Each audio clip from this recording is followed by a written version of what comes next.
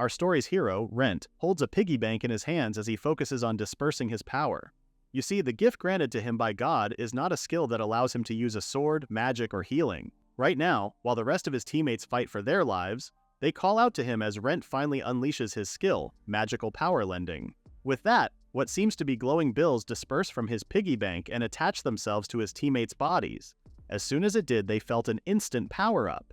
A swordsman feels all fired up, and with just one swing he takes down the monster using his skill, Severing Explosion Strike. The output was insane. It almost blew Rent back as well, while the rest of his team checked if the enemy was still up. Obviously it's not. These three are the swordsman Kai, the advanced mage Misa, and the healer L. Ella fawns over Kai at how amazing he is, and we can also tell he's every bit of a textbook bastard from that smile and stance alone. Misa even dares to say that this mission was pretty easy, which is pretty ironic, seeing how she was just hurrying Rent to lend Kai his power earlier. Meanwhile, there's Rent who's still on the floor, looking up at his teammates, especially with how Kai took the enemy down with just one hit. Unlike those three who have the skills of the usual adventurer, Rent's job title is Magic Storage. Let's wind it back to how it all began 5 years ago.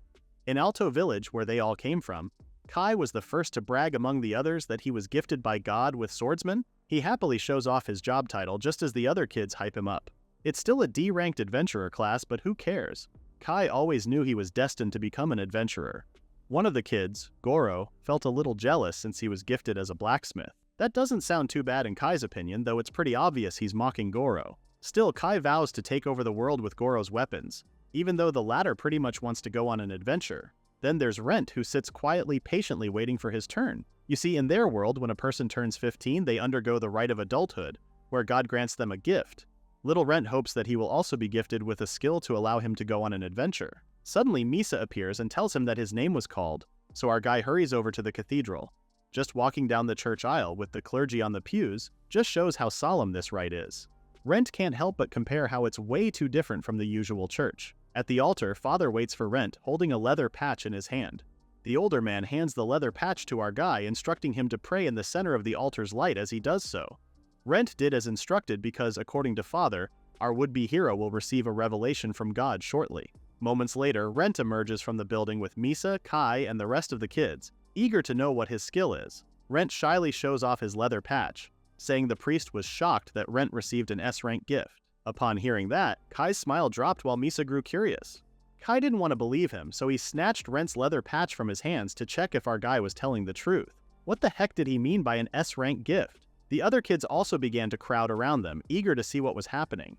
But Rent's skill is the real deal, as Kai and Misa saw that it's written that Rent's skill is magic storage. What's more, his magical power value is a whopping 1200. The usual range for the other kids was from 13 to 20, and then Rent already has a god level of 1200? Come on. Kai could barely control his anger, or maybe it was jealousy. Kai has only 5 MP after all. He asks Rent what his ability is, so Rent explains it to them in layman's terms. He can lend magical powers to others. What the? Kai almost shouts at him, asking if others can use magic freely if they borrow Rent's power. Misa joins in, singing praises to Rent. She's all googly-eyed at how Rent has an S-rank skill, which is pretty rare in itself. The image of Misa congratulating him made Rent blush and happy. But you see, Rent's skill is more than just lending. Let us break it down for you. Lending is only one of the many abilities of magic storage, although the core of this skill is what else? The ability to store magical power. Magical power, by description, is the energy source consumed when people use their skills. This power they consume automatically recovers through rest or sleep. However, it's important to note that everyone has a maximum limit that they can't exceed. In Rent's case, he can store the surplus of his magical power beyond the limit of his magic storage. For the current 15-year-old him who has 1200 MP, the storage capacity is also the same amount as his max magical power, making it 2400 MP. Later that night, as Rent lies in bed, he wonders if he can master such a skill like this. After all, no one ever taught him how to use it, with others saying magic is heavily reliant on one's imagination. That's when he noticed the piggy bank sitting innocently at the top of his headboard. This old piggy bank was the one he used to save money when he was younger. He takes it into his hands and imagines placing excess magical power inside the item. Before long, the piggy bank starts glowing as what appear to be magical wads of bills are being absorbed by it. Now that he remembers it, Rent does have experience saving up. Instead of copper coins, our little guy will start saving magical power in this piggy bank. The next day, while out in the woods, Rent uses his lending skills for the first time with Misa.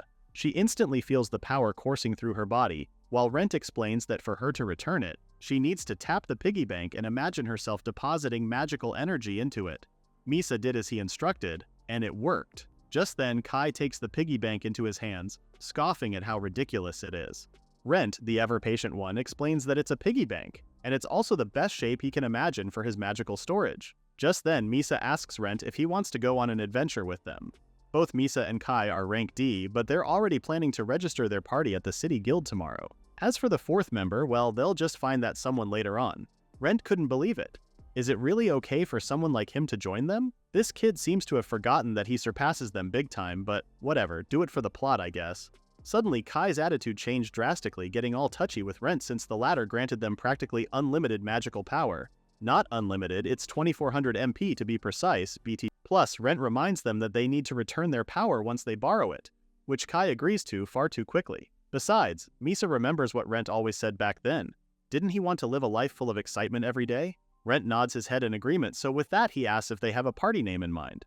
Kai already has one, of course. They will be known as the Skycleaving Sword because one day they'll become a sword that can even cleave the sky. Not gonna lie, that name is peak in my opinion. But Misa's a little embarrassed at how ambitious it is, so she asks if he could reconsider the name, and the two guys are already on board with the name, so too bad for Misa. A while later, the D-rank healer, L, joined them, marking the start of their adventure as the Skycleaving Sword Party.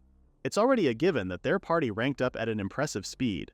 With Rent providing everyone an abundance of his magical energy, the rest of the party members used their skills to defeat the monsters that were way ahead of their leagues. The total magical energy of their party equaled their combat strength. It didn't take long before news spread far and wide about the reputation of the Skycleaving Sword Party. Even in this unknown bar, the patrons start talking about how the party rose from rank F to rank C in just 2 years, with many believing they're the fastest group to advance in this region. Meanwhile, a bystander listens in on these men's conversation, taking note of this esteemed Skycleaving Sword Party. Speaking of the Skycleaving Sword Party, here they are now, all polished and well-equipped. What the rumors say is true. The three of them, Kai, Misa, and Ella, are all rank C adventurers now. With this recent promotion, Kai decided to buy a new set of armor, even for Misa and Elle, who were too happy with their new wardrobe update as well.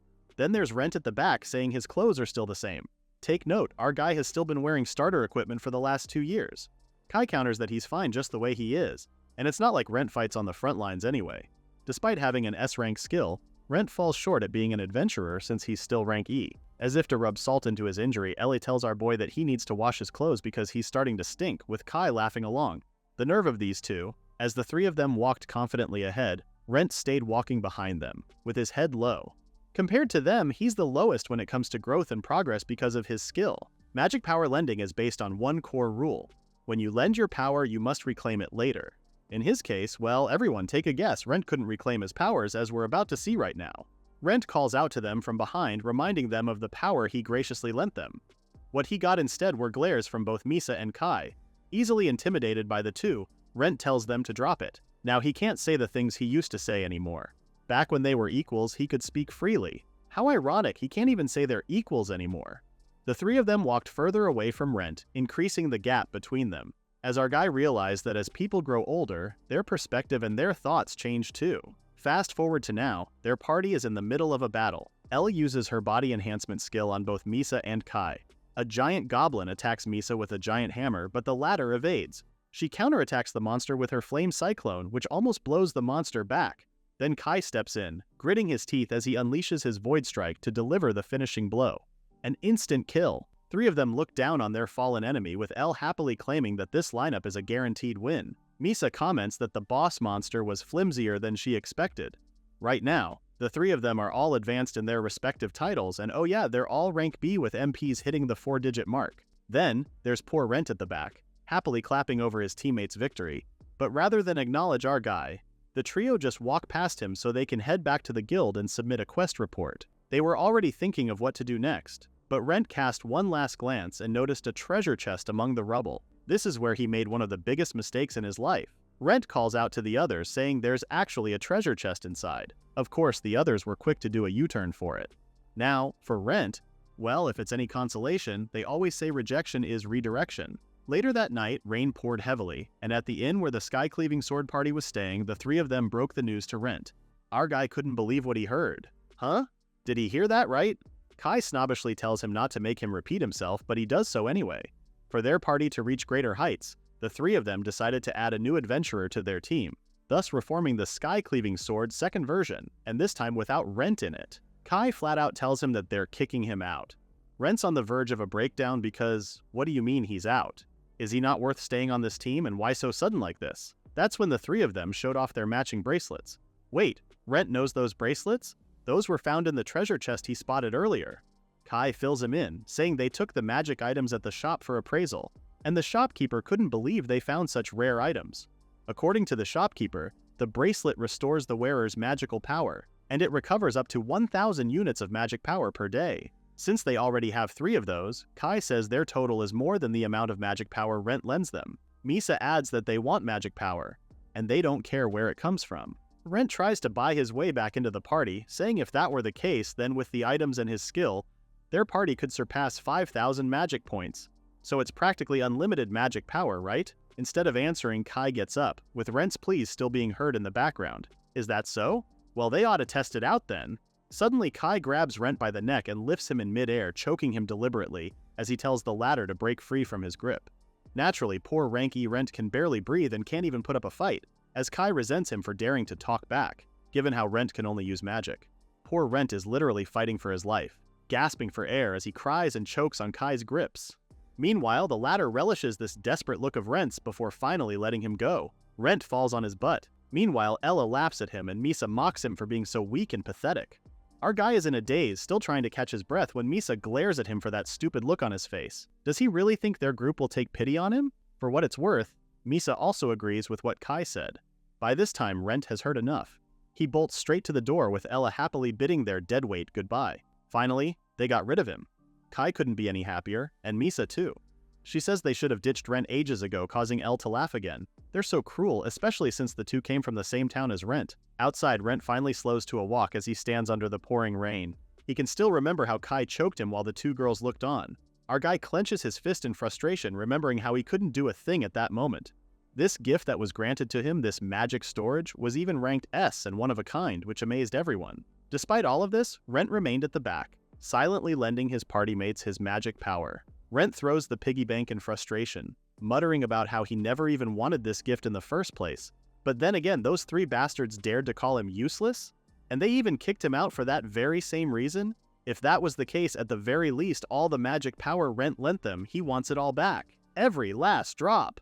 He cries out in anger and frustration in the middle of the street when suddenly, Rent hears a ping, informing him that gift evolution conditions have been fulfilled. The voice continues to tell him that his skill, magic storage, has evolved into infinite magic storage. Wait, what? But that's not the most shocking one of all, because out of nowhere a fairy appears calling him master, and congratulating Rent for his gift's evolution. The little runt beams, congratulating her master for the level up.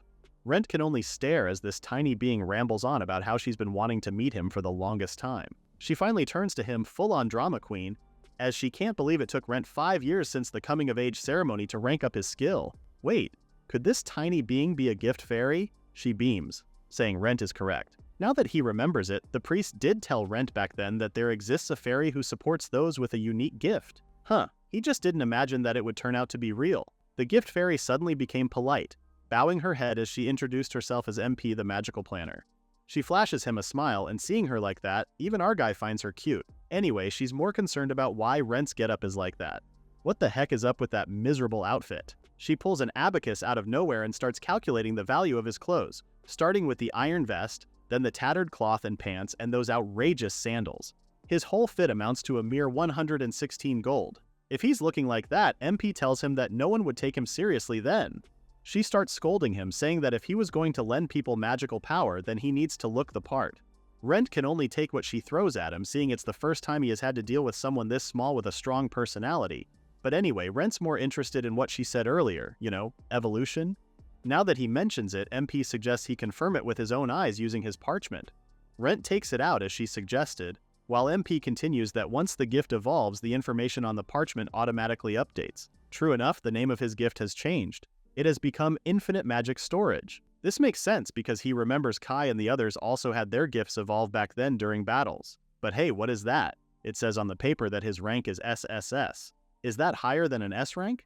MP can only laugh and directs his eyes to something more important written on the paper, which is the infinity symbol. MP tells him that from now on, Rent won't have to worry about capacity because he can now store unlimited magical energy. Cue Palpatine's voice. Unlimited power. While MP is busy adoring Rent's piggy bank, our guy is gobsmacked at the limit of his skill. It doesn't have one. Since they're still at it, MP explains that the infinite magic storage has two conditions for evolution. The first one is that a certain amount of magical energy must have been lent. For the second one, the skill user must cry out from the very depths of their heart with a true and intense desire to reclaim what they just lent. Oh ho, so now Rent understands that it must have stemmed from that shout he did earlier. These conditions can be easily fulfilled by any normal adventurer, no? And yet MP can't help but wonder why her master took 5 years to do that. Upon hearing her, Rent starts stuttering, saying it's not as simple as she thinks, but the latter is not buying it. In a defeated voice, Rent tells her that he's afraid of everyone, which is why he endured it all. To be fair, the three of them always focused on what benefited the team, but whenever Rent asked them to repay the powers he lent them, they would tell him that they needed to stop going on adventures for several days, thus affecting the team's growth and progress. Hearing him say it like that, those three are really bona fide gaslighters and manipulators. As for MP, all she can say is that her master is too kind. Rent almost felt better when he heard her say that, but MP actually meant it as an insult. What a rascal. Anyway, she wants them to finish the status check from before, with Rent looking at the parchment to see if there are any other updates. That's when he saw those numbers, 2,678,087. And there's another one much longer below, like a telephone number. What's up with these numbers? Well, MP tells him that those numbers are the total amount of magical energy Rent has lent to the Skycleaving sword. That's a pretty hefty number, with MP adding that it's about 5 years worth of lending. Furthermore, MP explains that the number below is the amount of magical energy that he can collect now, totaling 1,435,837 MP, and that this value is the energy that has been lent for over a year. Simply put, it's a new skill of his called Force Collection. With this, Rent can forcibly retrieve magical energy from the debtor. Wait a minute, so does this mean he can retrieve all the magical energy he has lent out? Upon learning this, there's that delirious look on his face, something MP enjoys seeing. That's the face, that's the exact expression her master should be wearing. This sadistic little, I knew this little gremlin was up to no good with those fangs. She's the devil in disguise. Rent asks her how he can use that skill, but the latter says he needs to fulfill certain conditions to activate it. The first is that there must be a contract between him and his debtor. If anything, she adds that there are multiple types of force collection, though they're a bit complicated to explain to him now, making her grin at the mere thought of it. Anyway, just leave it to her.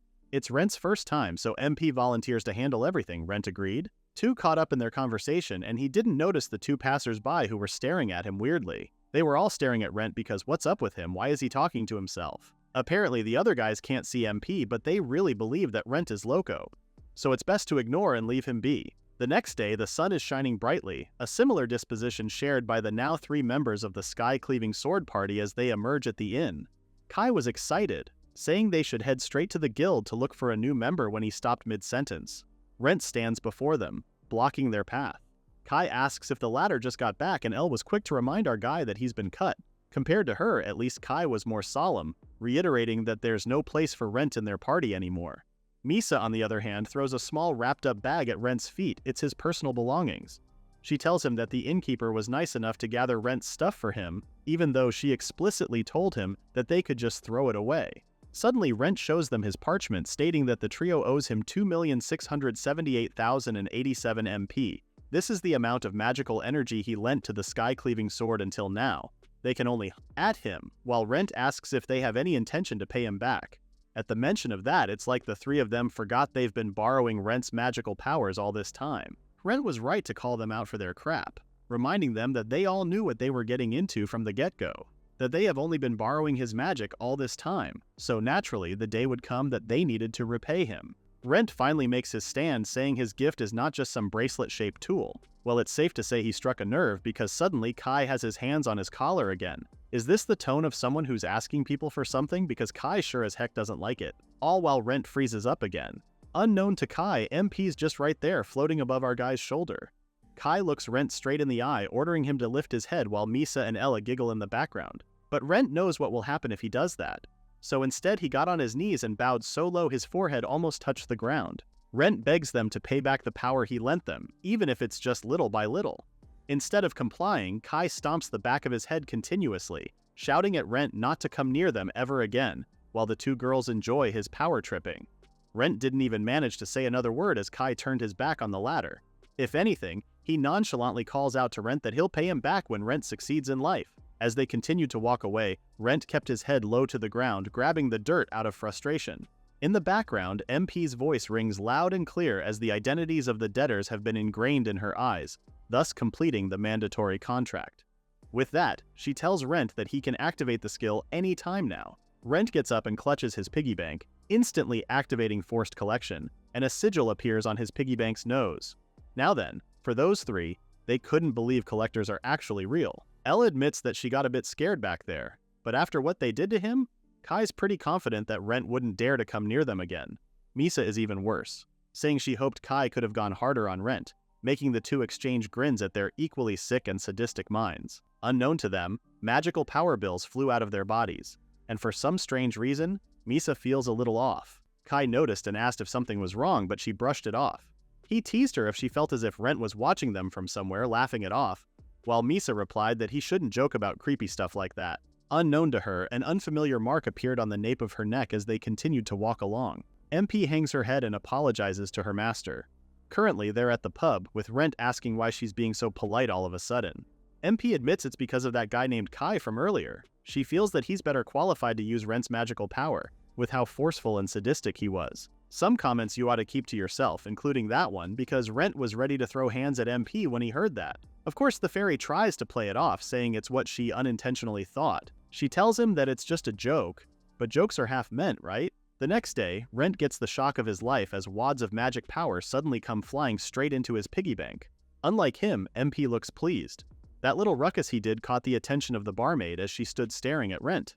Meanwhile, our guy can't believe it. Could this be? MP tells him that the magical energy has been collected, which just goes to show that the contract was formed properly.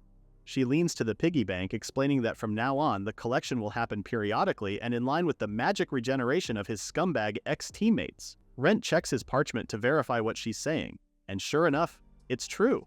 His magic reservoir did increase. He hears a voice saying he met the conditions for skill acquisition. This time, Rent acquires the skill Magical Energy Management. MP looks over his parchment, pleased that her master has acquired a new skill again. She details that this new skill consumes energy from either the user or the magic reservoir to increase the maximum magical capacity. This means that for every 100 MP consumed, it's equivalent to a 1-point increase in Rent's maximum MP. That's when MP notices that her master doesn't look too pleased about it. True enough, Rent tells her that he finds the skill a bit boring. Why this little? MP almost snarled at him because what do you mean boring? This skill allows Rent to grow and become stronger, with her sudden outburst scaring him. Thankfully, MP quickly regained her composure and cleared her throat. But Rent still can't see how this will help him. He already has an infinite magic reservoir, so what's the point of increasing his own max capacity now? Anyway, he turns his focus on what she said back then. Rent asks MP about the multiple types of forced collection, curious to know how one differs from the other. Well, now that the contract is in effect, MP can now explain the types of forced collection. She begins by saying that her master can use 3 main methods of collection. The first is full payment. With this method, all the magical energy is collected one time, big time. The second method is installment payment. With this one, they can set several payments and collect energy in stages. The third one is known as the repay, aka the gateway to hell. Out of all of them, this is the one MP is most excited about, grinning maliciously as she admits that she personally made the contract using this method. But what exactly is it? Rent's curious if it really is that terrifying, which MP assures him it is. You see, repay is like a collection method akin to a hell ant pit. The more one tries to escape, the deeper they sink into it. But she adds, in hindsight, it's like collecting a fixed amount repeatedly. Upon hearing that, Rent can't help but ask how it differs from installment payment. Then, aren't they the same if it's like that? No, it's different. MP explains that with installment, you simply divide the total debt into parts, wherein they're gradually collected until the debt is fully paid off. But with Ribo, it's a whole new world of pain for the debtor. You see, it doesn't matter how much the debtor borrows, whether it be 100 or 1,000, because the amount deducted always remains fixed. To better understand Ribo, he uses his ex-teammates as an example. The 3 of them together have a total magical energy of 3,600 MP. Now, adventurers like them usually have a natural recovery rate of 10% per hour, so that's 360 MP. If you multiply that by 24 hours, then per day, the equivalent is 8,640 MP. Walk with us here. Now, let's also factor in the bracelets they found, and according to them, the 3 bracelets make 3,000 MP. Add all of those, and that makes a total collectible magical energy of 11,640 MP per day. MP whips out her abacus again as she starts doing the math about their debt this time. Stay with us, kids. You'll learn a thing or two about debts. So she calculates the total debt the three of them owe our guy amounts to 1,435,837 MP after a year of borrowing. Out of this total, the interest is calculated at 8% every 10 days, so MP took the liberty of assigning them a fixed interest of 115,000 MP every 10 days. Hold up! Rent's shocked that his skill also generates interest. Why didn't he know this? Well, what did he expect? MP simply tells him that it's the power of the infinite magic storage. Hearing her talk about this, MP sounds more like a loan shark skill bank than a skill, if he's being honest. Now you understand how many people are swimming in credit card debt, kids. Back to the equation, so if they collect 11,640 MP from those three scumbags daily, then in 10 days they would have collected 116,400 MP. Can you imagine? The interest alone is a staggering 115,000 MP every 10 days. This simply means that their principal debt barely decreases at all. Kai and the others can only pay the interest, and each month a new debt accumulates. Wait a minute, did MP come up with this payment plan by herself? Rent's starting to realize how evil repay is as he asks MP this. Of course, the fairy is proud to admit that she is. Now that he understands how it works, Rent's a little uncomfortable at how extreme it is, but MP doesn't see anything wrong with it. With that devilish grin, she reminds him that those scumbags never showed gratitude to her master, not even a single word of thanks. On the contrary, they even hurt Rent and made fun of him before ultimately kicking him out of the party. MP tells her master that he shouldn't show sympathy to trash like that. Now, she almost looks like a demon incarnate as she tells Rent that he should put those three to the limit and drain them of everything he can. Rent should drive them to the brink of despair and show them who the real weakling is. Rent had to shout at her to snap her back to her timid self. The only downside is that the other people at the bar turned his way, looking at him weirdly for shouting like that.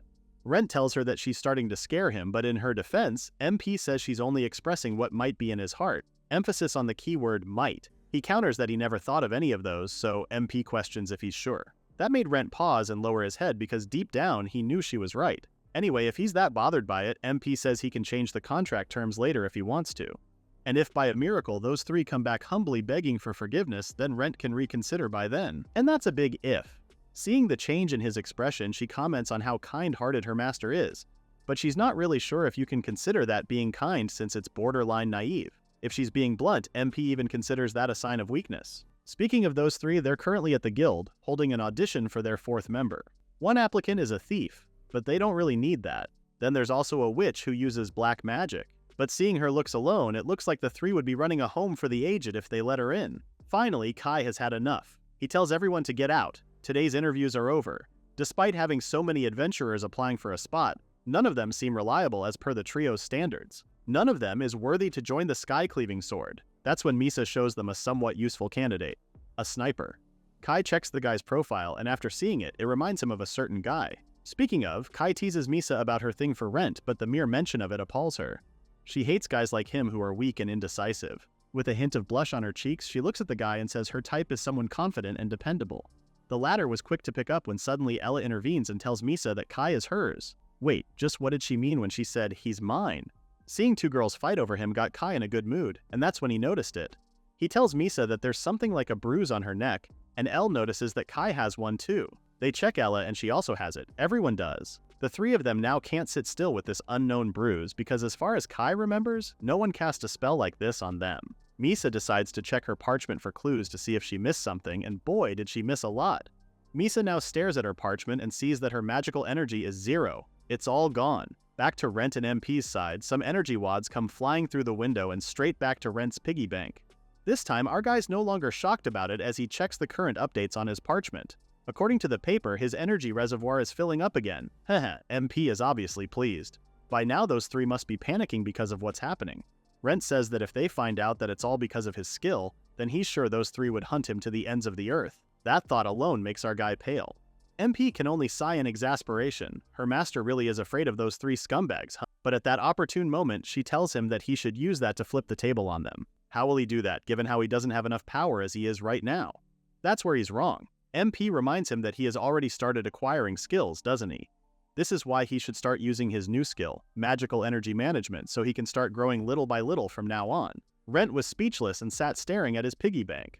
After what seems to be a long pause, he asks MP if one of the conditions for the next gift's evolution is if he continues to manage his magic energy. The fairy grins even more, as if to confirm his suspicions. That night, she tells him that Rent's emotional shout from the depths of his soul was like a joyful birth cry for a new adventurer born into the world. It also marked the end of his previous life, where he used to chase others, because from now on, Rent will walk his own path as an adventurer. She tells him outright that he has the power to do that, so he needs to believe in himself more.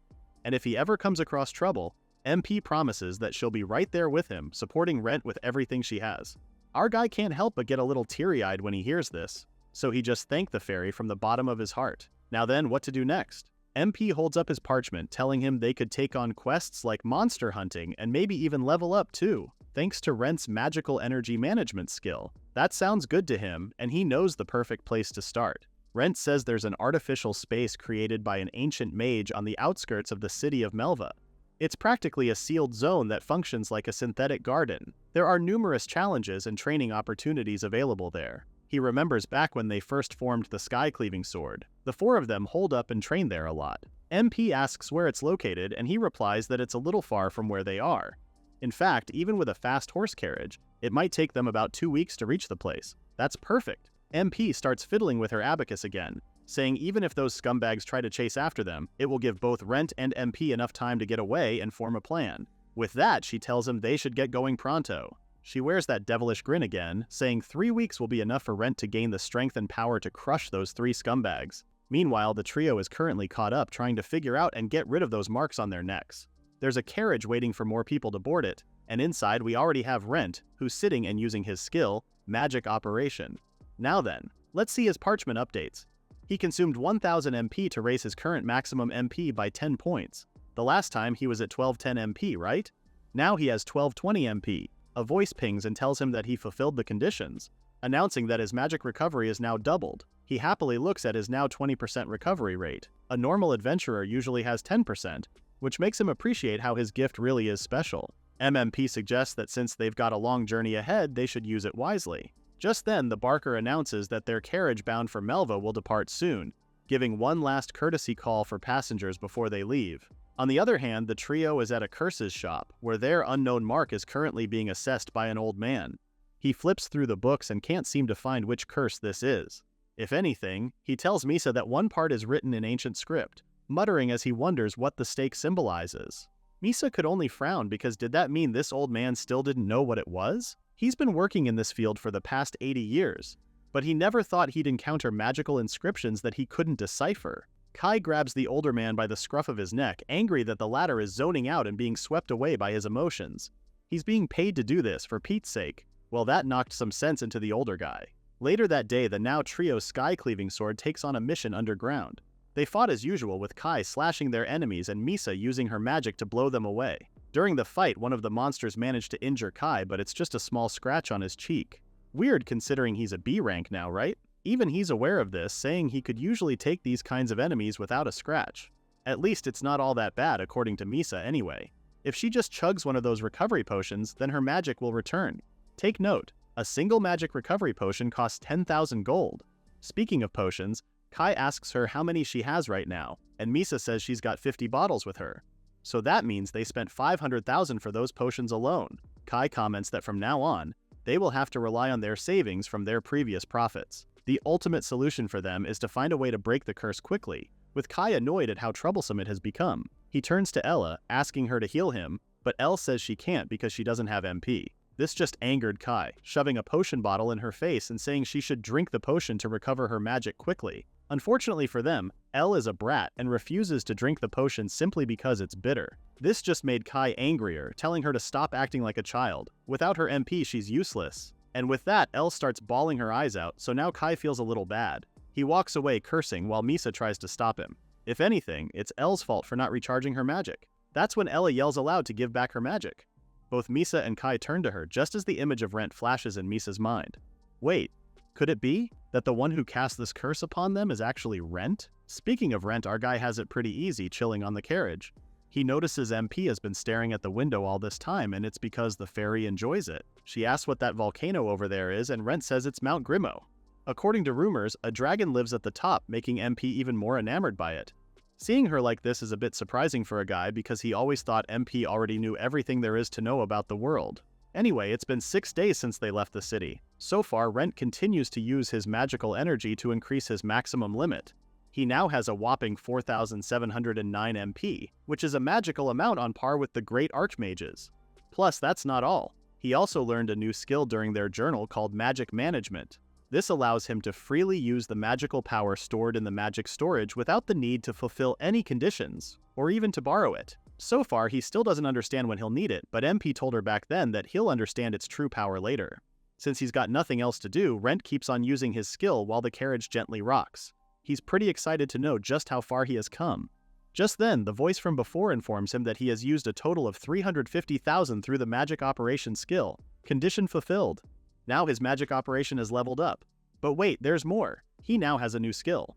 Skill purchase. Wait, did he hear that right? But MP is all over him now, happy for her master's newest accomplishments. Yo, just look at the parchment. It's filled with stats.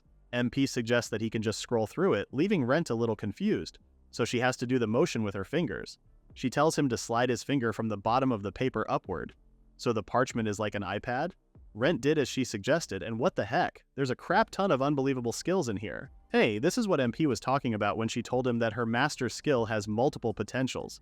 Well, he kinda gets it, but aren't all these skills supposed to be granted by God? He remembers that he can't exactly choose what kind of gift was bestowed upon you, right? But with this, Rent can practically buy all of these skills, so his gift all along is one giant cheat sheet. MP grins, seeing how Rent is finally starting to understand just how powerful his gift is. This is why the skill Infinite Magic Storage belongs to the unique Triple S skills. Now then, the fairy asks what adventurer her master wishes to become. Because whatever he may choose, she'll make sure to provide him with the best management and development advice. As his advisor, he also reminds him that each skill costs a huge amount of MP to purchase. Fast forward to the end of their journey. Rent and MP finally reach the city of Melva. They walk among the busy streets crowded by normal folks and adventurers alike. MP happily flies right next to Rent, pleased to see there are so many people. Rent says it's because adventurers from all over the world go there and are drawn by the great Melva Labyrinth. She turns to Rent, confirming if he has been to this place before. Yeah, actually, he tells her that he went here when he first started his journey as an adventurer. They went straight to the guild and did all the paperwork. But first, the concierge lady confirms if Rent is no longer unaffiliated with any other party, and if he wishes to change his base to Melva. It's a quick yes for him, and with that, the procedure is done. Now, Rent is granted the right to challenge the Grand Labyrinth, which also goes to say that his steps are anchored here. MP adds that even if someone follows them, there won't be anything to be scared of. Now, off to the Grand Labyrinth of Melva. Rent stands before the towering stone entrance of the labyrinth and sees that there are a lot of other adventurers here.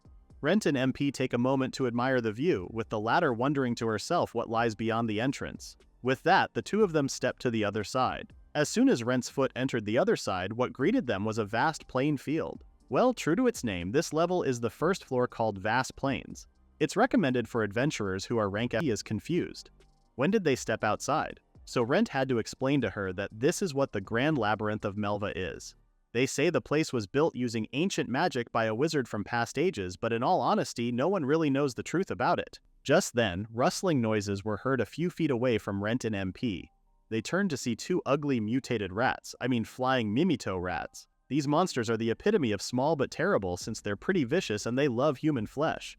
Perfect timing. Rent unsheathes his dagger, saying this would be the perfect opportunity for him to try out the skill he just purchased, just as the little gremlins dashed straight to him. Just a little flashback. Back when they were still bound for Melva, Rent made a few purchases, starting with a close combat skill. He has a small dagger for defense, but he didn't really use it much. MP says it's a great start to begin with what he has. Back to the current scenario.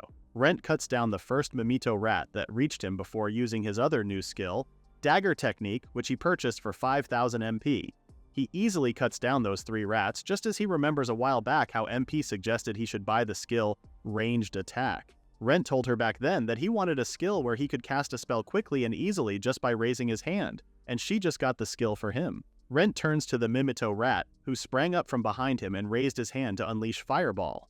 Yes, our guy also bought the Fire Magic skill that cost him 1,000 MP to purchase. So now he's a fighter and a mage in one. And let's not forget he's also a human power bank. With his hands still shaking, Rent held that stance for a beat longer until MP started singing praise of how well he did for his first time. It looks like he already got the hang of it. Rent starts swishing the daggers around, feeling all giddy because his body feels so light, and he can feel the magic coursing through his body smoothly. On top of those two skills mentioned, he also bought Body Enhancement and Magical Energy Control for 5,000 MP each. This is all thanks to MP's recommendations. The two turn and notice that the bodies of the Mimito rats start to disintegrate, leaving behind beautiful stones. Rent tells MP that these are magic stones. He picks them up, explaining that in dungeons, defeated monsters turn into stones depending on their strength. They can sell these to the guild, and the mere thought of that just made MP even more excited. A few feet away from them, Rent notices that there's a small party of adventurers who are also busy fighting off the Mimito rats. After a couple more minutes of struggling, they decide to retreat since they're already out of healing potions. MP also notices them, commenting that those must be beginner adventurers.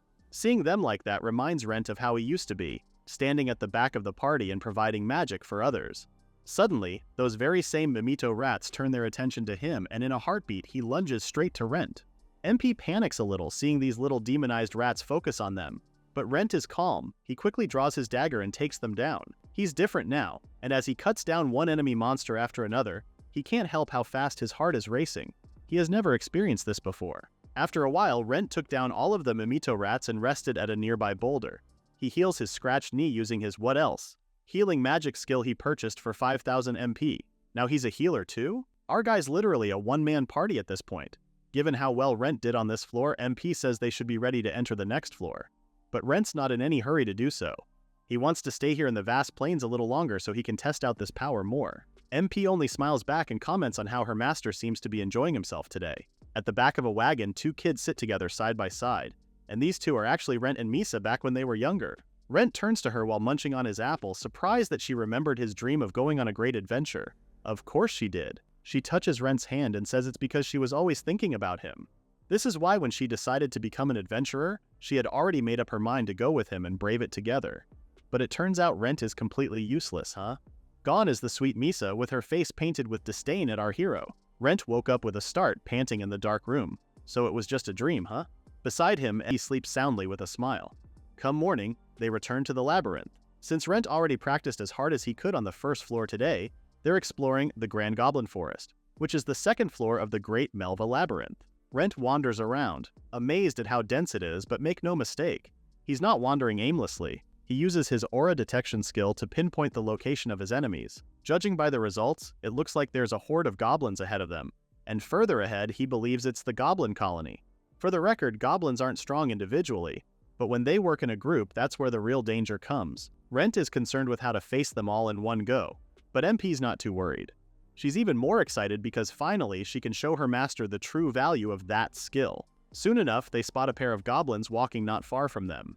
Rent moves quietly and approaches the monsters without alerting them, thanks to his aura concealment skill. Before the two even realize they'd been attacked, Rent easily cut them down with his knife. He continues further until finally, he sees the goblin colony. Had these goblins known that this would be their last supper, they would have eaten more. Well, too late for that, because right now, Rent has just activated his magical energy management skill. By doing so, he alerted the goblins of his presence with the monster pointing in his direction.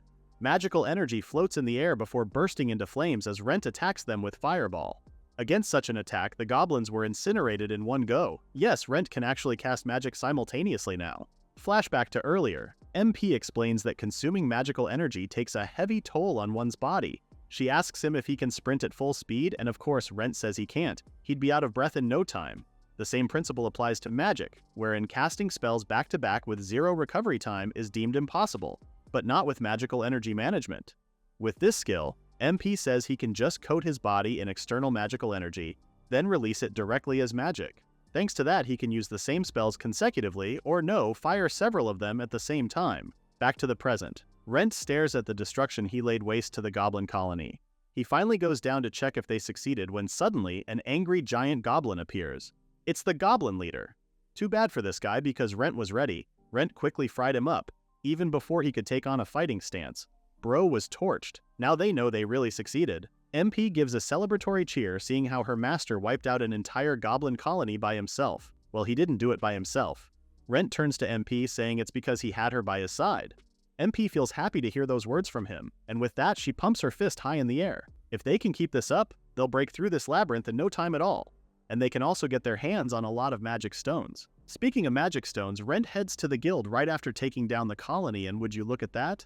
The guild lady tallies his loot, which includes 1,341 goblin magic stones, which are equivalent to 134,100 gold. Then, there are 21 pieces of goblin leader magic stones, amounting to 10,500 gold. Let's not forget the goblin colony destruction bonus and the 21 pieces of goblin seeds, which are valued at 42,000 gold. All the other adventurers present and listening to her tally all of that can only stare in wonder and in awe at Rent. With that, she tells our hero that his total reward is 186,600 gold. Rent had never earned that much before, his and MP's eyes widening as he took the bag. Now that is one fat bag.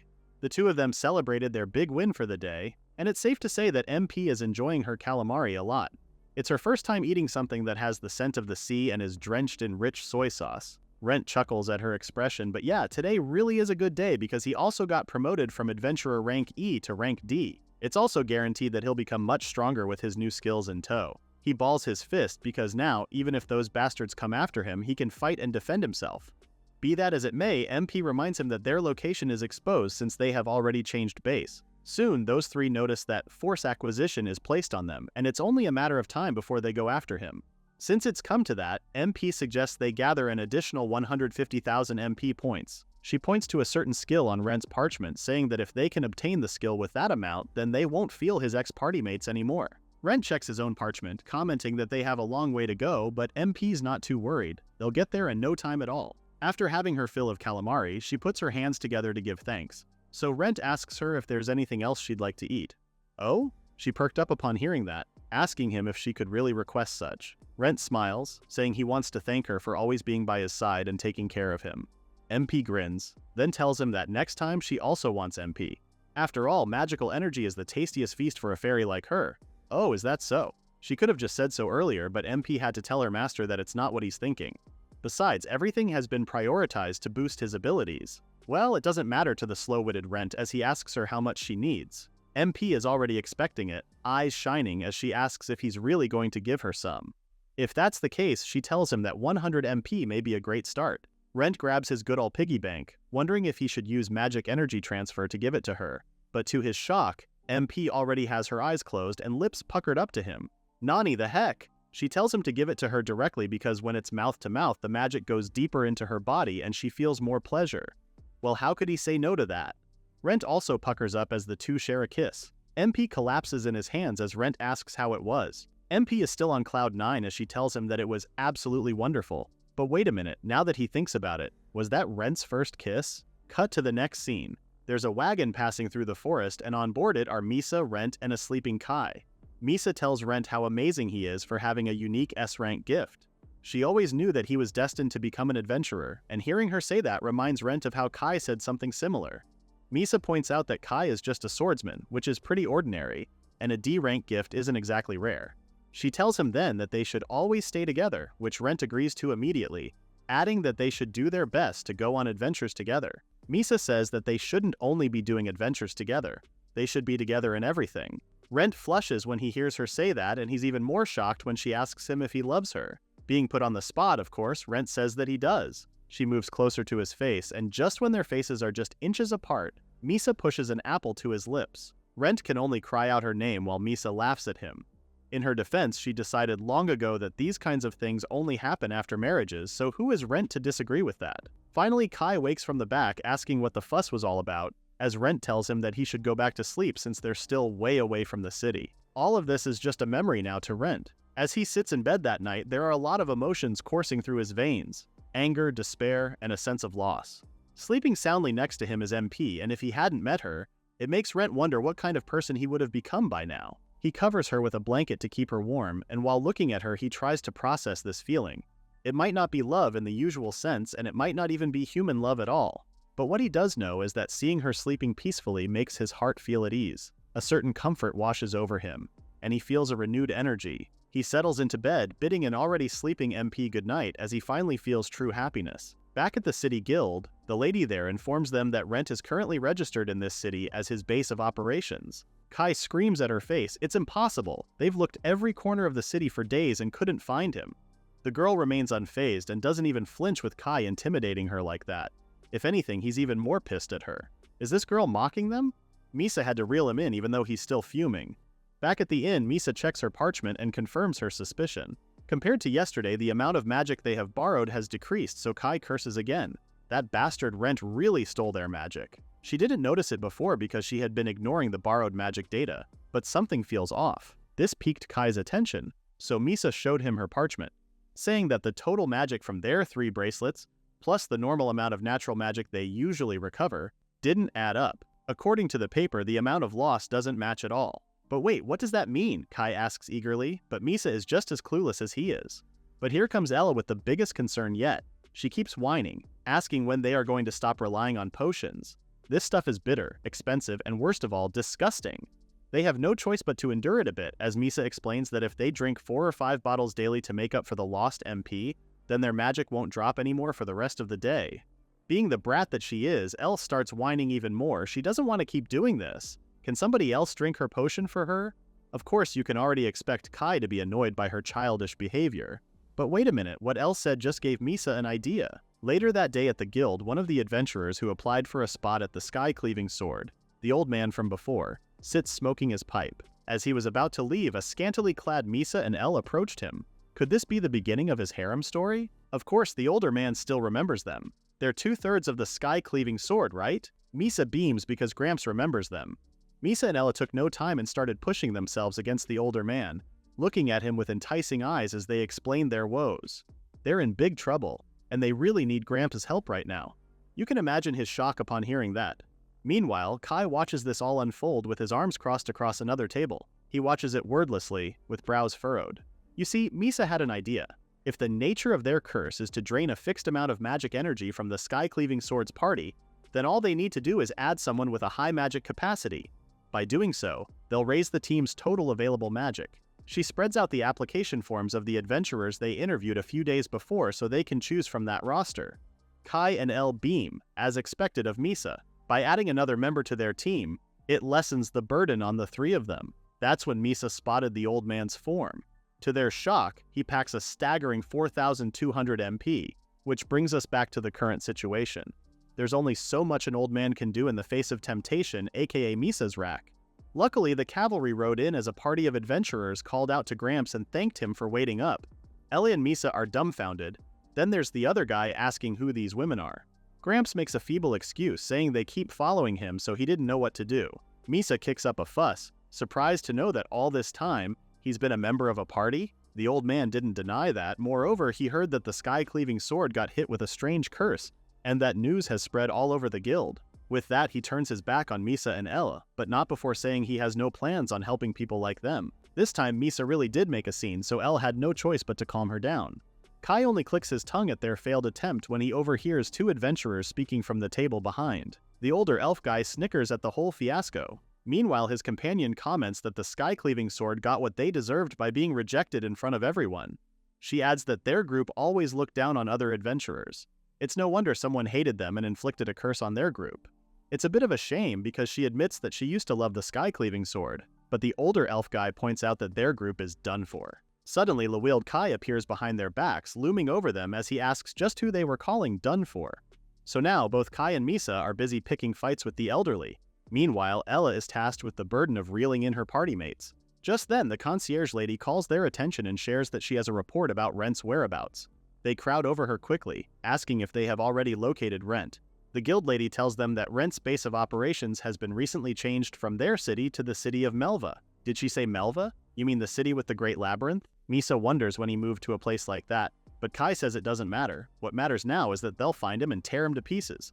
Then we're back to our hero Rent and MP. The 2 ventured into the labyrinth, looking for the entrance to the 3rd floor. It didn't take long for them to find it, and as soon as they did, Rent took a moment to stand before it, noting that they needed to stay fully focused because the monsters from the other side would be much stronger. He enters the arch and instantly he's transported into a dungeon-like setting. The 3rd floor of the Great Labyrinth in Melva, otherwise known as Cave of the Dead, is recommended for adventurers of rank D and above. As soon as they walked in, MP instantly felt the drastic change in the environment, with this creeping feeling of dread and the dark corridors. Suddenly her eyes lit up because all of this, including the damp, depressing air, makes her feel like they're really inside a dungeon. They're like 2 peas in a pod. because that's exactly how Rent feels as well. He can't help it, his heart is pounding from all this excitement. They were both a little too worked up on each other's hype that they didn't notice a third entity in the form of a skeleton that appeared between their faces. Yeah! Rent managed to evade in time as the skeleton's sword cut between Rent and MP's faces. A surprise attack. Our hero quickly drew his blade and stabbed the core of the skeleton, instantly defeating it. Geez, that scared him. Now that he has noticed it, Rent tells her that the monsters in this level attack based on sound. Well, if that's the case, MP suggests they communicate through thought. Whoa! Rent didn't expect to hear her voice in his head, as MP explains that she tuned the channel, so he should be able to do it too. He does a little test run, and MP is happy to announce that she can hear him loud and clear. But wait a minute, if they could communicate via telepathy all this time, how come she didn't tell him about it while they were in the carriage bound for Melva? He had to put up with the other passengers' strange looks back then. MP grins sheepishly and scratches her head because she totally forgot about it then. Anyway, they continue exploring the cave and come across a skeleton soldier with its skeletal beast. 2 floating balls of fire appear out of nowhere and hit both skeletons in one go. Instant kill. MP can't believe this place is easier to conquer than she expected. That may be so, but Rent worries a little because the cave is really complex and winding. They have to keep an eye out for surprise attacks and their blind spots. Lucky for them, he's equipped with all the right skills to explore the cave, such as the aura detection skill he's using right now. According to his sweep, other adventurers are fighting a monster nearby. But wait, Rent suddenly charges in the direction of the fight. This is bad. MP follows suit and asks her master what's happening.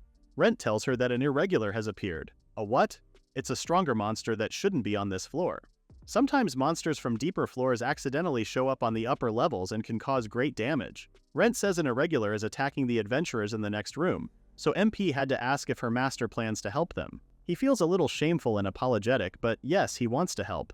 And maybe it's because he's too soft-hearted. MP doesn't really mind, and if anything, she can smell profit out of this ordeal. Rent was too focused on getting to the next room that he didn't notice other people were coming from the other direction.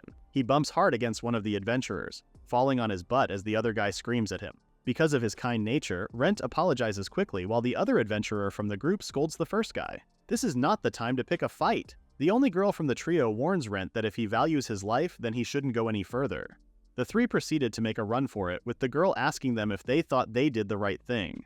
The first guy from before reasons that they would have been wiped out if they didn't do that, while the other tries to wash away their guilt by saying that she must have found peace knowing she helped them escape in the end. Rent remains seated on the floor, so MP asks if those were the adventurers her master was talking about. He tells her that he sensed 4 adventurers then, and one of them still hasn't shown up. MP suggests that maybe he fell behind during the escape. Or did he really? Either way, Rent decided to check it with his own eyes as he rushed to the scene. But lo and behold, there's a wall blocking their path. It's a dead end. Rent notices something off about it, which you can notice instantly if you look carefully. The wall is made up of a different material from the rest of the materials here in the cave. He touches it and confirms his suspicion. This wall is made using magic, and based on how warm it is, it looks like it has just been made. Rent feels his blood boiling, knowing this is the work of those 3 bastards. Without hesitation, he tells MP to step back as he uses Fireball to knock down the wall. As soon as it came crumbling down and the dust had settled, Rent's eyes widened in shock at the sight that welcomed him. It was a 4-legged skeleton. Is it really 4-legged or 4-armed? Anyway, MP's eyes spot something else, and she points it out to her master. Over there, a girl is slumped on the floor, bloodied and badly bruised. Despite her condition, the girl looks defiant and holds her sword firmly, taunting the monster to attack her if it dares. A skeleton soldier tries to force itself, and the girl from before, pushing back against it until her party mate slashes their enemy. It was the dude who bumped into Rent. He screams at the girl for being an idiot, ordering that she should attack more fiercely. She takes her stance again and apologizes. After they took down their enemies, the healer patched up their swordsman, that first guy from before. Surprisingly, he feels apologetic for making the healer use his MP, but then again, he vows to break through the 3rd floor no matter what. So far, he still has enough MP so they can do it as long as they don't run into any monster groups. The girl keeps quiet while they talk until she asks the healer if he could heal her too. The swordsman frowns because that's just a scratch. As if that wasn't bad enough, their healer tells her that he doesn't have any extra MP to waste on her, especially since MP is precious. That's when the other girl from the group side-eyes and disses this poor girl. She didn't even do anything. In fact, she says this poor girl, Rinka, is living a pretty comfortable life as if she didn't fight and get injured in the battle earlier. Rinka mumbles an apology again, but the trio isn't done. They continue to degrade her, saying it's always her fault why they stumble and fall behind. According to them, she's the main reason why they're stuck as D-rank adventurers. With that, the trio walks ahead with the healer commenting that she's a useless attacker. She should put herself in their shoes for once. Again, Rinka apologizes, and even this pisses off the other girl because the former has been apologizing non-stop for a while now. She tells Rinka that she should show her remorse through action, since anybody can apologize. Her scolding got cut off when she bumped into the backs of the other two adventurers. Both men stood frozen on the spot as they came face to face with the four-limbed skeleton. Now all four of them are frozen where they stand. What is that? Is this the third floor's final boss? One of them answers that it's not, and this monster is entirely something else. It's an exception. By now, the skeleton draws one of its arms back to swing its sword when Rinka intervenes and blocks its attack. The guy calls out to her, but Rinka is determined because this time she'll never let them down again. Well, if she's so insistent on doing that, the guy suggests she do something useful for them, at least right here in the end. Huh? Before Rinka could even respond to that, the three of them turned tail and were already at the other end of the arch. A wall starts to build up, closing the escape route, thus locking Rinka in with the monster. As soon as the wall is fully built, the three of them make a run for it, so now, Rinka is left fighting for her life on the other end of the wall. The skeleton attacks her relentlessly and she can barely defend herself. Did those guys really leave her as bait? Thinking about all that and fighting a powerful enemy is pretty hard, so it's no surprise the skeleton managed to hurt her by slicing her arm. Rinka fell back, but despite her bloody arm, she held her stance. She kept wondering if they abandoned her, but she thought better of them. They must have entrusted her with the task of buying them more time so they could escape safely. Yeah, right. With that, she continues to fight the skeleton head-on. She keeps remembering how they always told her that she's a burden to them, and that if it weren't for her, they'd be much stronger. Poor Rinka is being cut to pieces, yet she still stands tall. She can still fight. She yells at the monster to come at her, and boy did the skeleton listen because it not only attacked more forcefully the next moment, but it also shattered Rinka's sword. With her weapon gone, the last image she sees is the skeleton with its arms up ready to cut her down. Only it didn't happen. Explosive balls of fire appear out of nowhere and hit her enemy straight on. Rinka stood still as the monster finally collapsed. As the smoke and dust start to settle, that's when she finally sees our hero, Rent. MP floats by his side asking Big Bone how he liked those fireballs. Rent rushes over to Rinka, asking her if she's okay. Before she can answer, he tells her he'll heal her right away, but Rinka notices the skeleton starts to stir. She quickly warns him to watch out, with Rent turning in its direction to see if it's still alive. And she's right. The monster is already on its feet and attacks Rent. He blocks it with his dagger, but because it has multiple arms, it's proven hard to defend against it. Rent can barely stand his ground, but he already knows it won't be easy to take it down. Well, it's about time he defeats it with the finishing blow. He uses his fireball again, hitting it in the head when he notices something glowing near its pelvis. Is that the monster's weak spot? Rent uses acceleration to propel himself forward, ready to thrust his dagger to stab that spot, only he didn't reach it in time because the skeleton punched him. He's sent flying and crashes into a nearby wall. MP asks if he's okay as the monster dashes straight to him. Rent holds his piggy bank up, saying he has found the monster's weakness and will finish him with this final blow. He activates mana flow control with multiple energy wads gathering into a ball. Before the skeleton can reach him, Rent unleashes his final attack. Fireball X20. Rinka watches from the back, wide-eyed, as a huge explosion envelops the monster, obliterating it. Meanwhile, somewhere else in the city, the whole town is astir because apparently, the meteor shower party has arrived in Melva. They're an A-rank party, which makes them pretty popular. Some of the other adventurers even hope to catch just a glimpse of them. Well, they really are like a celebrity because here we have Meteor Shower member Roger signing autographs for his fans. Another fan approaches him asking if he could sign the back of his shirt. Roger finds that odd, but he still signs the fanboy's shirt. The latter even says he'll use it as a good luck charm for adventuring. Suddenly someone calls out Roger. It's a small, stout woman, another Meteor Shower member named Comet. She's munching on a piece of meat, telling Roger that if he won't eat his food, then she'll take it now. If it gets cold, it'll taste bad. Their other member, Namilia, sits comfortably, amused to see Roger with his fans. This time, their other party member, Jean, boasts to everyone that they will totally conquer the Grand Labyrinth. With that said, he asks the other adventurers he was drinking with if they will bet on Meteor Shower's success or failure. Naturally, the rest of the guys voted for their success. Jean laughs harder because if all of them are betting on the party's success, then that wouldn't be a bet, would it? They also have another party member named Foga, who's quietly sipping his tea on one side. Suddenly, the door to the tavern bursts open. Rinka's three party mates look distressed as they report an unusual entity has appeared in the Grand Labyrinth. They claim that a giant skeleton with 4 arms has appeared on the 3rd floor. Roger's expression changed, his eyes narrowing. A 4-limbed skeleton, huh? A guild representative comes running to the trio asking if they're okay and asking them where the exact location of the encounter is so they can send a subjugation squad. The swordsman tells her that they're not okay, clenching his fist as he tells them that their companion Rinka sacrificed herself to act as bait, thus allowing them to escape to safety. She what?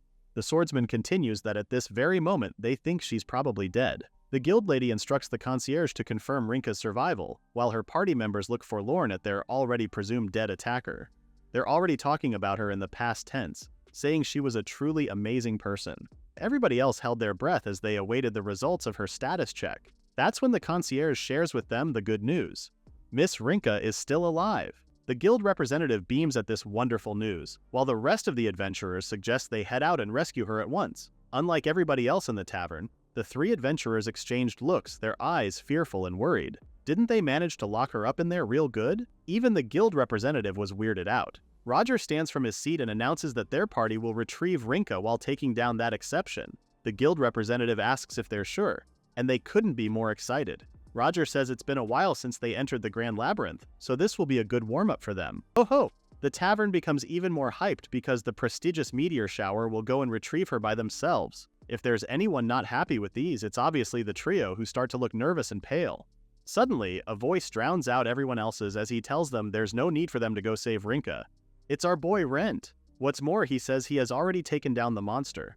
Right next to him is Rinka, making her party members cower in fear as if they've seen a ghost. Rent tells them that he's the one who defeated the quadrupled skeleton and shows them proof of his win. Even the three members of Rinka's party couldn't believe it. The skeleton's magic stone. But oh! Roger's face lit up in recognition of our hero. Wait, isn't that Rent? Our boy greets Roger respectfully, while the latter approaches them and asks who the girl beside him is. Rinka introduces herself and tells everyone that Rent saved her. The whole place erupts in cheers, amazed at Rent's recent feat. They have no idea who this kid is, but he's amazing. Contrary to them, Rinka's party members don't even know how to react. Wait a minute, the swordsman remembers Rent? He's the kid who passed them by back then. Jean couldn't believe the apprehensive tone of this guy. The least he could do is thank Rent for saving their party member. But Rent says there's no need because they used Rinka as bait and left her for dead. What did you say? The air in the place suddenly changed. All of the adventurers looked at the trio differently when they heard Rent say these guys abandoned her. The guild representative also told Rent that she heard Miss Rinka volunteered herself. The swordsman becomes angry, raising his voice as he calls Rent out on his lies.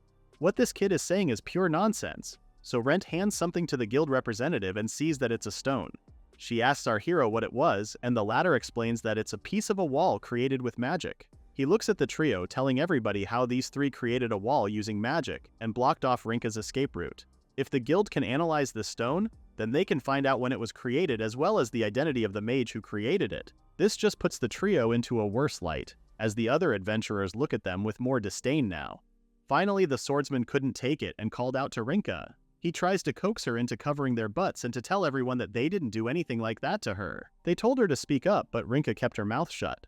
Roger finally steps in, saying that as adventurers, they all live for the moment since there's no guarantee that they'll live until tomorrow. He continued that this is exactly why they place complete trust in their comrades who cover their backs. Roger moves closer to the three, drawing his sword, then proceeds to unsheath it, swinging it barely a centimeter away from the swordsman's neck. He says those who betray their comrades don't deserve to live, glaring at the latter as he said so. The swordsman is almost crying out of fear, especially since Roger's blade has already come in contact with his neck, with blood dripping on the blade. Just then, somebody put their hand on Roger's shoulder. It was Foga. The latter only gave Roger a look before Roger reluctantly sheathed his sword. Fine, he understands now, okay? Well, that shut them up. The guild representative asks the three if they have any justification. Meanwhile, Roger suggests they go on a little hunt to clear the air. But before they leave, he calls out to Rent and tells him to keep his schedule free the night after tomorrow. No explanation whatsoever, and he just told our boy he'll see him then. Namilia, Jean, and Comet pass by our hero, happy to see him and even prouder that he took down the monster and saved the girl. Foga was the last to pass by, apologizing on behalf of his members, but it's no problem with Rent. Even MP likes their rowdy bunch, and with that, Meteor Shower took their leave. The guild representative calls out to Rent and Rinka, asking if she could have a bit of their time. She ropes them in for questioning as they investigate the case of false claims by Rinka's party. It didn't take long, and before they knew it, it was over. The guild lady thanks them for cooperating. Throughout the interview, the crystal glowed blue, which means Rent was telling the truth. Rinka asks what will happen to the other three, and the guild representative says the trio were questioned separately a short while ago. They've committed grave offenses, namely forcing their teammate to be the bait and submitting a false report to the guild. As a result, their licenses are permanently revoked and they'll be sentenced to hard labor in the mines as criminals for a long time. Rinka didn't say much and Rent didn't either, and just kept a close watch on her. Once outside, Rinka thanks Rent again for saving her earlier. Rent is more curious as to what she will do now. Well, since her party just fell apart, Rinka doesn't have anything specific planned yet. Rent shows her the sack of gold he earned from defeating the monster, thanking her for it. With that said, he asks her to join him for a meal as thanks, but Rinka doesn't want to trouble him any more than she did. That's when Rent revealed that he was also abandoned by her comrades until recently. Now that is something she didn't expect, least of all from a guy like Rent. So if she's willing to listen to him for a bit, then Rent is more than happy to listen to her complaints too. The two of them settle at a nearby restaurant where Rinka shares that she has also been abandoned, and today was the 7th time. Holy, did she just say 7? Rent couldn't believe his ears. She takes her parchment out, adding that out of all those times, this recent abandonment broke her heart the most. But with disdain, she adds that it's because her gift doesn't let her run away from the battlefield. Rent checks her parchment and sees that her gift is the Path of Asura. But what's more surprising is the skill level. It's a triple S skill. Rent's voice increases an octave higher, seeing that hers is a unique skill. For Rinka, though, it's not. It's just an empty title. Even though she's pretty weak, her skill forces her to fight. You see, the Path of Asura is a Buddhist term that refers to the path of warriors, or people who live in constant conflict. In here, it's metaphorically used to indicate that Rinka cannot retreat from battle, since she's imprisoned by her fate as a fighter. At this rate, Rinka believes that she'll keep going like this until the day that she dies, fully embracing that this is her fate. Now that he has heard her story, Rent opens up and tells her that he also suffered because of his gift. His longtime comrades ditched him out of the blue when he became useless. For that, Rent blamed himself, thinking that he lacked strength. However, it was also that same special gift that ended up saving him. With that, he tells Rinka that his gift is the Infinite Magical Storage, which is a unique skill, just like hers. Rinka takes the piggy bank into her hands, surprised to discover something like this about Rent. If it happened to him, will it also be possible that she will be saved by her gift too? Rent straight up asks her if she wants to form a party with him. Her? With him? The question catches her off guard. Rent nods and adds that since his gift revolves around supporting others, he believes he can help out Rinka. But instead of getting excited, Rinka can feel her stomach turn as she remembers what her former party members had to say about her. Everything came flooding back in her mind, them saying how she's useless or that she should quit being an adventurer. They even made fun of her unique skill. Lastly, there's what the trio told her earlier today, that if she weren't with them, they'd be way stronger by now. In a quiet voice, Rinka apologizes and turns down Rent's offer.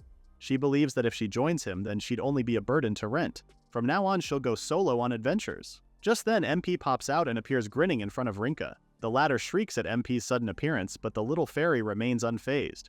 She even welcomes MP, already claiming her as a member of their party before introducing herself as the gift fairy assigned to Rent. Speaking of Rent, the poor guy was so shocked at Rinka's scream that he stood motionless at the back. Now that her initial horror is gone, Rinka stares at MP because it's her first time seeing a gift fairy. MP, on the other hand, apologizes for scaring her like that. Normally, she's only visible to the gift holder, Rent, but because her master has leveled up for quite a bit now, he can make MP appear to whoever he wants. She assures Rinka that Rent would never hurt her, and this is because he views the latter as an excellent investment opportunity. Okay, now that sounds creepy when said aloud, and it got Rinka to back up a bit from the two. Rent had to intervene given how MP is scaring her with that tone she's using. Well, how can he best say it? To make it simple, Rent tells Rinka that if they form a party together, she'll get stronger. And if she gets stronger, then it would also make Rent become stronger.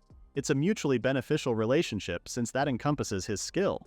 Poor Rinka still has doubts, because is it really possible for someone like her to become strong? Rent assures her that she can. At least that's what happened in his case. It's pretty hard to believe it, so he suggests they try working together for a day. Just one day, nothing more. Rinka thought about how Rent fought the quadrupled skeleton from before. If these are the words of Rent, the person who saved her, then she'll choose to believe in them. That same day, the two of them went back to the guild and registered their party. The concierge confirms if they are the only two members of the party, which Rent says yes to. With that, she asks them what their party name would be. The two of them exchanged looks before they answered. Double Deviation. Somewhere in a potion shop in the city, a merchant sells 20 vials of magical energy recovery potion to a single customer. This customer is none other than Misa, who puts it all in a sack and hauls it over her shoulder. Before she could leave, the merchant tried to warn her that the effect of the potion is like borrowing from her lifespan. He's a bit worried, saying that if she uses it too much, then she'll be in trouble one day. What's that about? Misa turns to the merchant, asking if he's lecturing her, a regular, about her purchases. It's not like she wants to use all of these willingly. With that, she turns her back on him with a huff, while the older guy can only thank Misa for her purchase. At the city square, a carriage bound for Melva waits. Inside the carriage are regular citizens, and some of them are ogling at the group seated at the back of the carriage. Isn't that the two-headed silver wolf party? The other passengers were talking about their party since they're a pretty well-known B-rank group. With them in this carriage, they feel a lot safer. Just then, Kai and the two others walk over to the two-headed silver wolf's party, asking them to move. Twin siblings Destra and Sinistra remain seated with a gentle smile on their faces. Meanwhile, Ella starts poking the cushion of the other party member's seat, noting how it looks plush and comfy. Misa complains that their seats, on the other hand, are awful, so Kai tells them to beat it. The twins finally look up and acknowledge Kai and the other two's presence. They must be the Skycleaving sword. From what they heard, their party climbed the B rank at breakneck speed. And Kai also knows the other party as the two-headed silver wolf, a trash group that's stuck in B rank forever. That struck a nerve in one of the party members, Rory, who immediately stood up at what he had just heard. But Kai meant what he said and relishes in the fact that he struck a nerve. Rory only warns him not to underestimate their group. Destra and Sinistra stand at the same time, urging their party members to give their seats to them. The other member tried to protest, but the twins were already walking away, saying they'll be counting on the members of the Skycleaving sword. Misa shoos them away while Kai cannot not leave an insult. With that, the carriage made its way to Melva. At the back, Kai and the others are fully enjoying themselves. Heck, Misa even brought alcohol with them. Seeing their rowdy group, Sarika, another member of the two-headed silver wolf, glares at the trio from her seat. She asks their leader if they really did the right thing by giving up their seats for the likes of them. Destra explains that the carriage they're on is a special express carriage. It differs from the normal one because it reaches the destination at twice the speed of a normal carriage. This is because the express carriage takes a dangerous shortcut that no other carriage uses. Furthermore, those sitting at the back of the carriage are implicitly taking on the role of protectors of the passengers. Destra states that the Skycleaving sword willingly took that role, with his twin adding that she respects that noble gesture. No. Sarika thinks the trio never even thought about that. Just look at them. She's pretty sure they chose those seats simply because they looked comfy. Just look, they even started drinking now. Destra tells her that it's a disrespectful thing to say, while his twin backs him up, saying that anyone with such shallow motives couldn't possibly be in a B-ranked party. Shannon, their smallest and presumably youngest member, listened to their conversation while continuously observing Kai and the others. Just by looking at the latter having a good time, she already hates them. As the night goes deeper, the carriage continues its journey without stopping. The two soldiers who are on the lookout that night note that the forest remains gloomy as ever. That is, until the other one sees something from his telescope. There's a group of figures huddled in the middle of their path and what seems to be the remains of a carriage.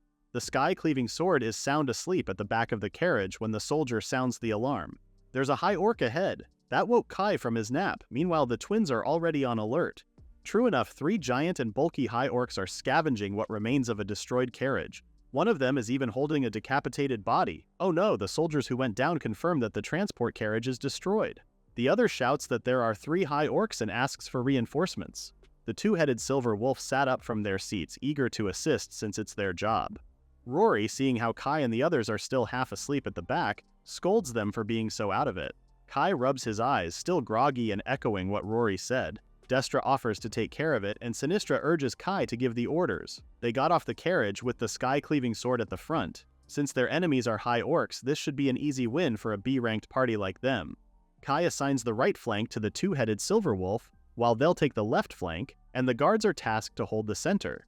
Since the area ahead is a dense forest, Kai suggests they wrap it up quickly before other monsters appear. Destra confirms the orders and gets his team in position. As usual, they'll finish clean at maximum speed. Sarika uses her magic and gives them an acceleration boost. Rory faces one of the high orcs head-on, and as it was about to swing its club, a chain suddenly envelops the monster's body. Rory used his double bind to trap the monster, just as the twins used this opportunity to cut it down. For the finishing blow, Shannon unleashes her flame cyclone, instantly incinerating the monster. Sarika tells them that the whole takedown took 7 seconds. Not a new record, but still, not bad. In the middle, the 2 guards stab the other orc with their spears, but the monster is way too powerful. Both soldiers are plucked from where they stood, and would have been thrown to God knows where if Rory didn't catch them. This gave the twins the chance to attack, and in one swift move they use silver scissors to take down the monster. That's 2 orcs down. The guards thank them for their help, just what you would expect from the two-headed silver wolf. That may have been the case, but Rory's eyes furrowed when he looked at the other team. Kai is frantic and looks haggard. He keeps barking orders, telling Elle to use her enhancement magic quickly, while he himself holds a potion in his hand. Elle says she can't because for some reason she feels nauseous just by drinking 1 potion. And Misa didn't look any better. She even looks like she might throw up. Rory and the others couldn't believe what they were seeing. Just what is this messy setup, and what is their group doing? The orc charges toward them, with Misa and Ella hiding behind Kai. Ella even tells him to take care of it this time. Kai still feels sluggish. He curses in his mind because in surprise battles like this, there's not enough time to restore energy with potions. And it also didn't help that they just woke up. In the end, he ditches the potion thinking he could take the monster on. He doesn't need any skills to defeat this thing. Club and sword clash in midair, but what Kai didn't expect was that the orc would use its own body to attack him. Misa and Ella, who were standing nearby, didn't have time to react because Kai fell on top of them. This time, Misa sounds desperate, scolding a roughed-up Kai. Just what the hell is he doing? They've beaten high orcs many times before. An injured Kai gets up telling her to shut up. Of course he knows that. Kai continues to slug it out with the orc, obviously struggling against fighting the monster and taking a lot of beating. In his mind, if he could only use his skills, if only he just had some magic energy. As he got thrown off, the twins quickly came to his rescue and cut down the enemy's head in 1 swing. They had already sheathed their swords before the orc's body fell, as finally they announced that the battle was over. Sinistra tells the soldiers to raise the alert level. Everybody in the carriage cheers, while Misa and Elle only stare at them with wide eyes.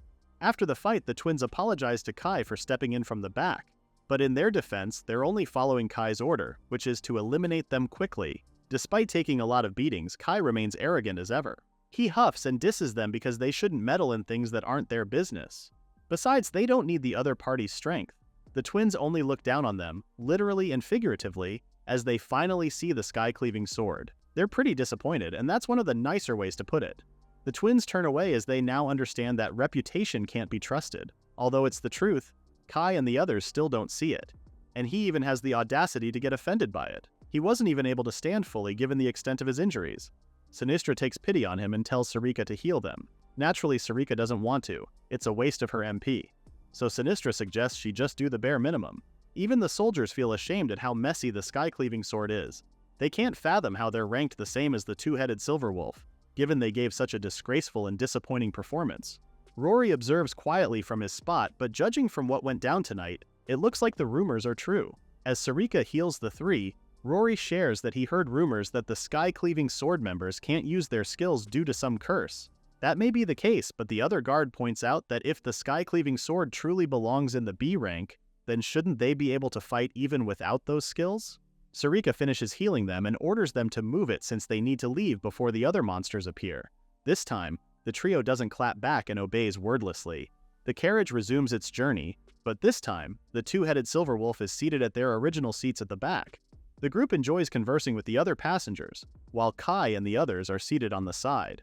They keep their heads down, but even they can hear the stifled laughter and whispering from the other passengers. Kai can only glare at them, muttering that if it weren't for the curse, then they could have won easily. Misa agrees.